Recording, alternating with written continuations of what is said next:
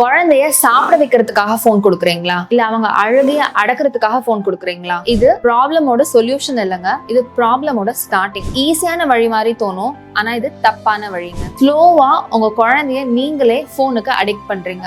அவங்களுக்கு speech delay, inattention, sleep disturbance மாதிரியான நிறைய விஷயங்களை நீங்களே உருவாக்குறீங்க. இது ஒவ்வொரு பீரியட் ஆஃப் டைம் அவங்களோட மென்டல் ஹெல்த்தையுமே எஃபெக்ட் பண்ணுங்க. ஸோ இந்த ஸ்கிரீன் டைமை கட் பண்றதுக்கு என்னதான் வழி?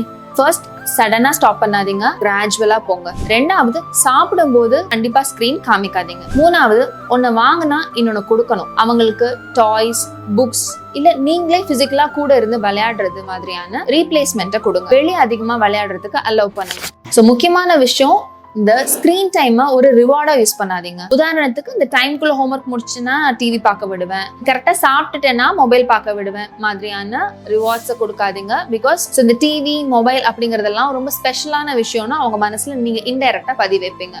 அண்ட் மோஸ்ட் இம்பார்ட்டன்ட், அவங்க முன்னாடி மொபைல் யூஸ் பண்றத நீங்க அவாய்ட் பண்ணுங்க. பிகாஸ் பேரண்ட்ஸை பார்த்து தான் குழந்தைங்க காப்பி பண்ணுவாங்க. கொஞ்சம் கஷ்டம் தான், ஆனா உங்க குழந்தையோட ஃபியூச்சருக்கு இது ரொம்ப முக்கியம்.